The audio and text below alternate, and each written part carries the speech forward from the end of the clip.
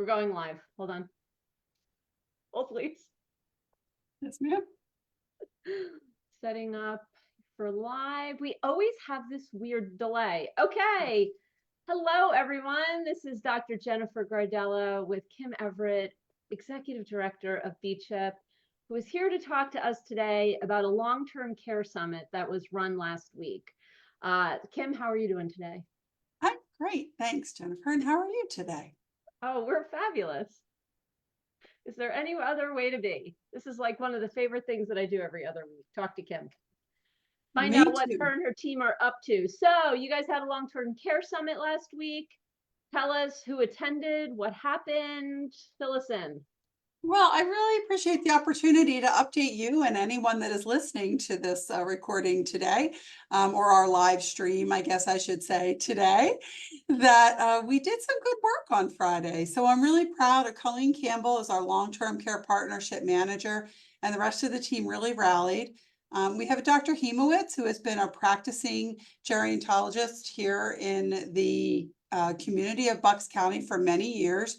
And he's very committed to the care of folks that need long-term care. And so he really pushed us, I will say, to move forward with the another partner organization. And we offered this long-term care summit. We had over 18, almost 20 speakers. That's a lot of speakers. It was a lot of speakers. Dr. Hemowitz has many, many resources. So we had state and national resources. We had the Secretary of Aging join us for the summit and really talked about the work that the state is doing around long-term care. The topic of the summit was really around the long-term care staffing needs. And we started looking at what other states are doing to address these needs, ways to be creative to really incentivize folks to want to go into these jobs. And what's interesting is these issues that are affecting our long-term care providers are the same ones affecting our healthcare staffing, right? We talked about that a little bit before.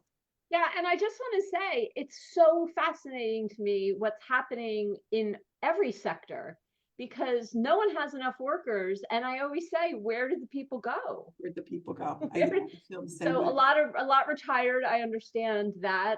A lot, opened up businesses. I've heard that was a big, they took a lot of people out of the economy that way, but it's crazy that no one has workers anymore. No, and it's really, really going to impact our communities in a way that people just don't realize. If we don't, everyone thinks of healthcare and they think of nurses and they think of doctors. Right. And maybe they think of therapists, physical therapist, or, so maybe that's a stretch sometimes, right? But oh my goodness, there are so many other roles, and the people that we need we need nurses and we need doctors. So I'm not saying that we don't need them. We absolutely do. In fact, there's just going to be a critical, huge nursing shortage. So tell everyone and anyone if they want a guarantee, position in the future, become a nurse. Okay. Without a doubt. A nurse that wants to provide clinical care, though, which is where we struggle a bit.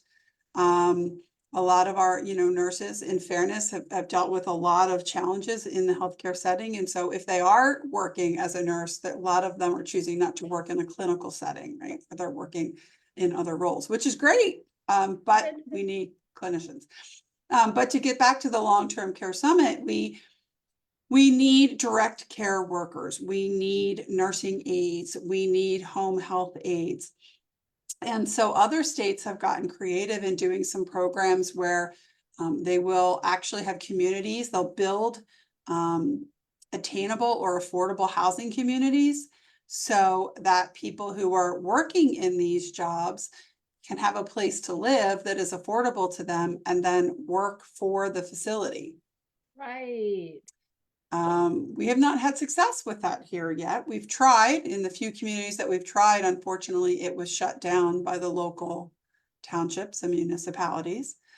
So I think what we really need to focus on is when we look at a campaign around what the needs are in our community.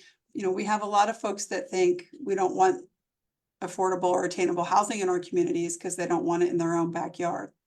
What they need to realize is if they think they want a continuum of care, if you get older and you want someone to be able to take care of you and you need a direct care worker or you need a home health aide, they need to be able to live in our communities and support their families if we're going to have those folks available to help us when we need them. And the direction we're heading right now is not happening. That's so interesting, right? I've heard that from a lot of people where you can't move into the area because housing is out of control of We housing can't afford prices. it. No, and you and I are both, parents of young adults, and it's really challenging for any of them. So that's a whole nother issue, but it's really challenging for them to move into our communities because there's just not a lot of affordable and attainable housing. Well, So any community, no, true, housing true. prices are skyrocketing like there's no, unless you want to go to like, the boondocks somewhere, there's no place to go. It's frightening. So- Okay. So yeah, So so a that's lot of talk about how that's impacting the nursing home world. right. And how there were options. Other options included things like childcare, how some facilities are providing childcare or subsidies for their employees for childcare. Also, a lot of talk, there's a federal legislation that just came out around staffing ratios for long-term care facilities and nurses, and how that's going to impact them. And we're learning that it will probably require some of the nursing homes in Bucks County to close if we don't find ways to address the needs. And none of this is because nursing homes or hospitals aren't trying to hire nurses.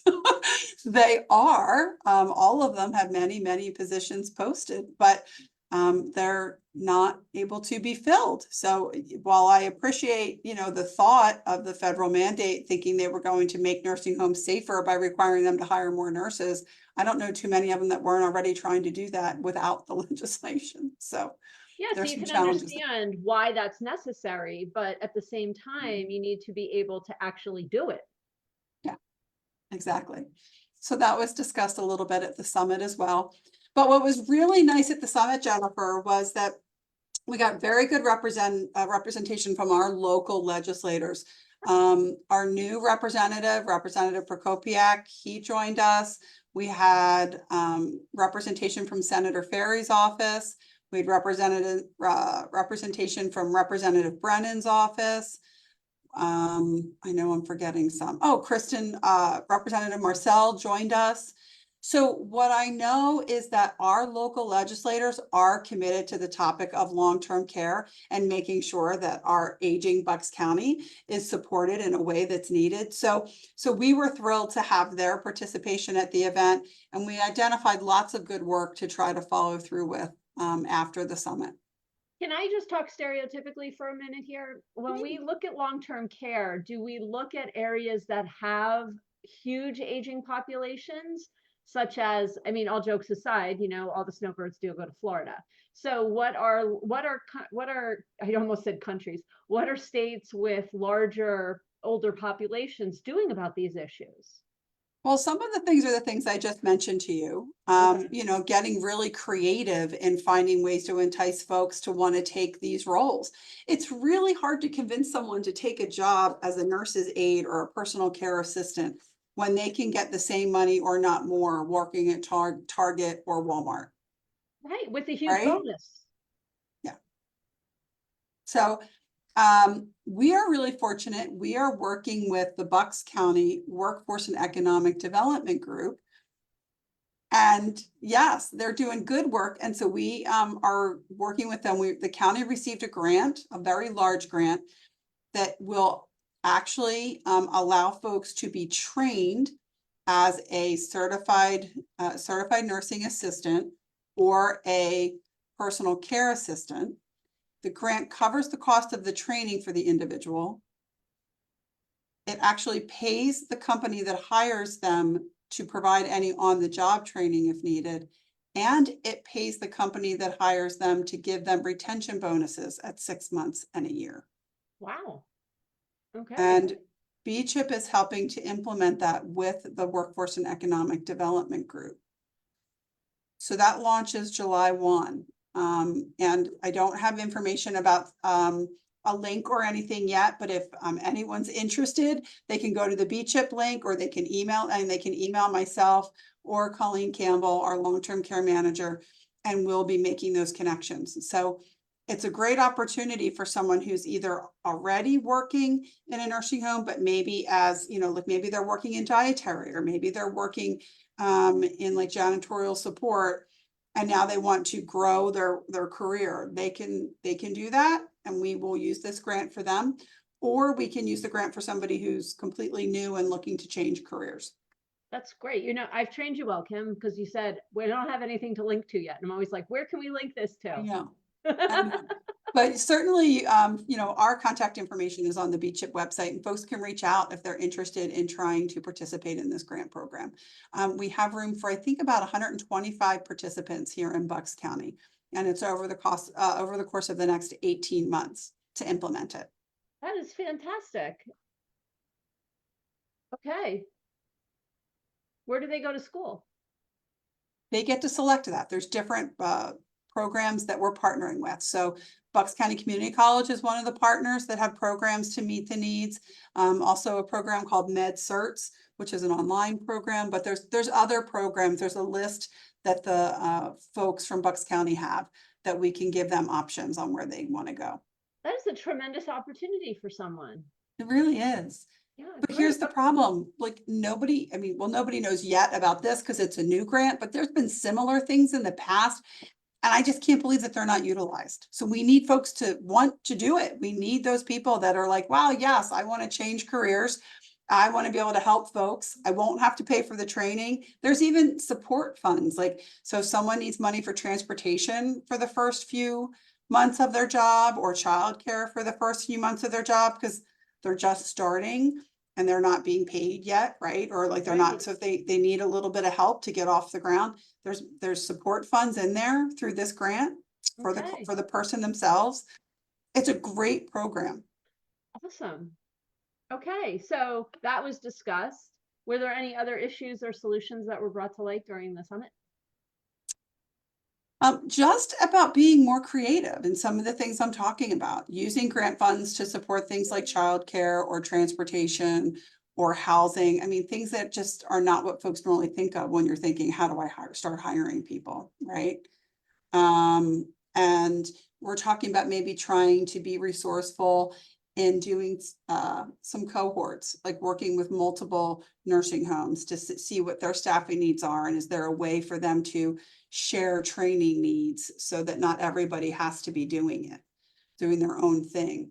Right. That's such an interesting idea too, or if one nursing home can give someone 20 hours and another can give 20, like how is that going to work? Because that doesn't always work well, right? Overlap of time. Okay. Or even if they're not going to share them as employees, can they share the cost of training? So if they're all hiring personal care assistants, instead of each of them doing their own personal care assistant training, can we come up with a shared class that 3 or 4 nursing homes could go to, and they all kind of share the teaching of that, and then they go back to their own organizations. Right. Awesome. So what else was discussed then? Any other thoughts that came out of it? The conference summit? I think what came out of it is knowing that Bucks County is, an aging community, and that we need to start really looking, at the needs of folks as we are getting older, and making sure those resources are in place. And it's not something that we're going to, blink our eyes and it's going to happen. So making sure that we're planning now and utilizing these resources now so that we can have adequate staffing and resources for people as they age in our community is really important. And that ultimately was the message. What does an aging community mean? Well, it means that the mean or median age. Oh, okay. Yeah, the stats professor, right? Yep, your average. A little bit older, right? Really? Don't hold me to that, whoever my stats teacher was earlier. So I got it. It's your median age. So that's increasing here in Bucks County. We got to figure out what to do with all these people. Exactly. Huh. Yeah, and I recently heard also that people are starting to wake up to the fact that long-term care is going to cost them a lot of money personally, which goes into what we're talking about, because if we have to pay people more, someone has to bear that cost. Mhm. So we better get this under control now so that there's not that, dire need, or we'll all be living with our children. People think that insurance covers everything, right? I mean, as I've had these personal experiences with many family members as they were aging, they think like, oh, well, if I can't take care of myself, either I'm going to go to a nursing home or someone's going to be able to come in my house and take care of me and it's going to be covered by insurance. And it is not. It is not. So that's probably a talk for a whole nother day, but we Right. know that it is not. And so Absolutely. it's a shame because it just shows them more inequity in healthcare, right? Right. Yeah. And so now, where does the information and the work that you guys did at the summit, what are the good next steps? Like, where do we go from here? So we do have the long-term care partnership. That is a group of the nursing home leaders that are meeting. And we also have the healthcare staffing collaborative. So between the two of those groups, we're hoping to bring what was learned down to those groups and start implementing some of it. One example is the grant I just talked about, obviously. And then determining next steps will be up to the leaders of those groups. Okay. And oh, go ahead. There will be some great resources on our website. So they're not quite there yet. Poor Colleen is working on it, but in the next day or two, the link for the summit will be there so that folks could watch the summit if they're so inclined to do that for 3 hours. If they are not, the resource pages and the acronym list and the summaries and the slides will all be there. So folks can visit the website to get that.